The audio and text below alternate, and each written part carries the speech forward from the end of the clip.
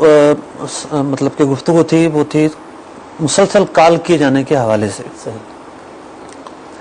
دیکھیے یہاں دو تین باتیں ہیں، ایک اخلاقیات، ایک فقہی حکم اور ایک ضرورت. ٹھیک ہے. اب کاروباری دنیا کے اندر تو یوں سمجھیے کہ دارالفتہ میں بعض سائل آتے ہیں تو انہیں ہم کہتے بھی فون بند کر لو، لیکن وہ بڑے چھپ چھپ کے آہستہ آہستہ آواز میں بات کر کے جتنی دیر میں وہ ویٹنگ میں ہوتے ہیں اس دوران وہ 4-5 فون سن لیتے ہیں. صحیح ہے. تو بعض لوگوں کے آپس کے تعلقات ایسے ہوتے ہیں کہ کوئی کسی کو 10 فون بھی کر لے گا تو وہ ضرورت ہوتی ہے اور محسوس نہیں کرتے. ٹھیک ہے. دوسری طرف ہے اخلاقیات. تو اخلاقیات تو ہمیں یہ سکھاتی ہے کہ ہم مہذب طریقے سے جو ہے اپنے تمام امور کو انجام دیں. ٹھیک ہے. تو اس میں دیکھیے آپ جب کسی کے گھر پر آپ دستک دینے جاتے ہیں تو احادیث میں ہمیں یہ تعلیم دی گئی کہ ہم 3 مرتبہ دستک دیں اس کے بعد واپس آ جائیں. ٹھیک ہے. اگر اجازت مل جاتی ہے تو فبیہا، ورنہ واپس لوٹ آئیں. موبائل کے اندر تو ایک دفعہ کال کرنے میں نہ جانے کتنی بیلیں بج جاتی ہیں. چلے آپ ایک دفعہ نہیں 3 دفعہ ہی مطلب کہ بجا لیجئے، لیکن یہاں عالم یہ ہے کہ وہ 10 دفعہ کال کر رہے ہوتے ہیں. تو سراسر یہ مطلب کہ اخلاقی طور پر یہ ایک معیوب بات ہے. لیکن یہاں ایک گناہ کا پہلو بھی ہے.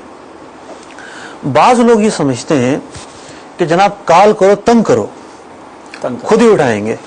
تو یہاں ایذا کا اگر ایذا کی نیت شامل ہو جائے گی تو پھر یہ عمل گناہ قرار پائے گا. صحیح. ایک طرف ضرورت اخلاقی برائی مطلب کہ معیوب تو ہے ہی، لیکن بعض اوقات یہ عمل گناہ کے درجے میں بھی آ سکتا ہے. انما الاعمال بالنیات. اچھا سادہ لوہی بہت زیادہ ہے. میں نے یہ دیکھا کہ ایذا کی نیت تو کم لوگوں کی ہوتی ہوگی، سادہ لوہی ہے.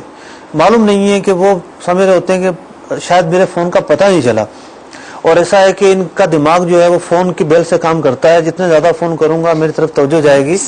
تو 8 کالیں 10 کالیں مسلسل کیے جانا، اس سے مطلب کہ اگرچہ کہ اس کی نیت نہ ہو ایذا پہنچانے کی، لیکن جس کو فون آ رہا ہے اسے ایذا پہنچتی ہے. تو اس سے اجتناب کرنا ضروری ہے. اچھا یہی حال SMS کا ہے. اب SMS تو اتنے مفت ہو گئے پاکستان کے اندر کہ روزانہ سینکڑوں SMS کیے جائیں. پوری دنیا میں یہ پیکیجز آ چکے ہیں. لیکن آپ 2-3 باتیں میں مد نظر رکھنی چاہیے. ایک تو انسان کا وقت بڑا قیمتی ہے. صحیح. دوسرا اس کی کسی بھی ایکٹیویٹی سے اس کے مائنڈ، اس کے ذہن، اس کے اندر کا پتہ چلتا ہے. اور انسان کو اپنا ظاہر بھی ستھرا رکھنا ہے اور باطن بھی ستھرا رکھنا ہے. ہر کام کو ایک سلیقے اور تہذیب کے تحت کرنا ہے. اب معاملہ یہ ہوتا ہے کہ اس فری SMS کا فائدہ اٹھا کر ہم اپنا وقت برباد کر رہے ہوتے ہیں. آپ ٹھیک ہے کسی ایسے کو SMS کیجئے جس سے آپ کے SMS کو فائدہ ہوگا. ٹھیک ہے. اور وہ آپ سے خوش ہوگا، اس نے آپ کو کہا ہوگا کہ ٹھیک ہے مجھے SMS کر دیا کریں. اب یہاں کیا ہوتا ہے کہ جناب ایک بندہ اٹک میں رہتا ہے، وہ SMS کر رہا ہے کہ ہمارے ہاں فیضان مدینہ میں آج اٹک کی فلاں مسجد میں اجتماع ہے. وہ SMS لاہور بھی جا رہا ہے، پشاور بھی جا رہا ہے، کراچی بھی آ رہا ہے، حیدرآباد بھی آ رہا ہے. اب بتائیے اس کا کیا فائدہ ہوگا؟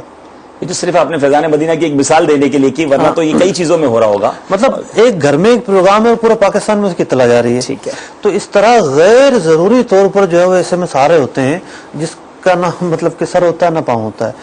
اب ہوتا کیا ہے کہ مثال کے طور پر مجھے کوئی کال کر رہا ہے اور وہ میں اس کے کال نہیں پہچان پا رہا ہوں، مجھے SMS کرے گا بھائی میں فلاں بات کر رہا ہوں. تو یوں SMS پڑھنا بھی ایک ضرورت ہے. اب ہم SMS پڑھیں گے غیر ضروری SMS، پھر پڑھا غیر ضروری، پھر پڑھا غیر ضروری، پھر پڑھا غیر ضروری. اہمیت ہی ختم ہو تو جائے جو گی. جتنا مصروف آدمی ہے اس کا مطلب کہ اس کو تکلیف پہنچتی ہے، دقت ہوتی ہے، پریشانی کا سامنا کرنا پڑتا ہے. تو خاص طور پر بہت سوچ سمجھ کر SMS کرنے چاہیے.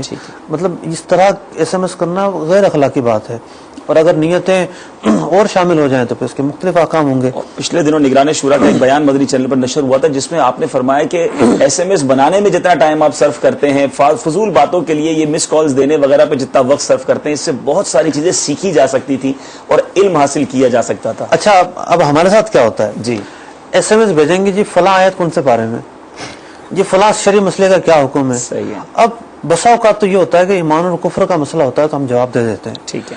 لیکن اب روزانہ اتنے SMS آتے ہیں، اب کس کو جواب دیں؟ کیونکہ خطرہ یہ ہوتا ہے کہ جو ہم ٹیکسٹ بھیجیں گے سامنے والے کو جو معافی ضمیر ہے وہ سمجھ میں آئے گا یا نہیں آئے گا. 2 لائنوں میں 4 لائنوں میں نہیں سمجھ میں آتا.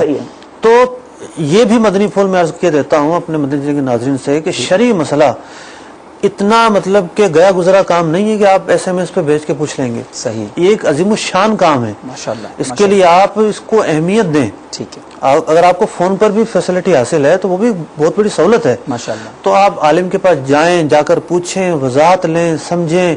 یہ کیا طریقہ ہے کہ کوئی بھی مسئلہ آیا, دوستوں میں کوئی گفتگو ہوئی, میں ابھی پوچھ لیتا ہوں. ہاں ابھی بیٹھے ہیں, بحث ہو رہی ہے, ابھی میسج پہ بتا دیتا ہوں. وہ فارغ ہیں, آپ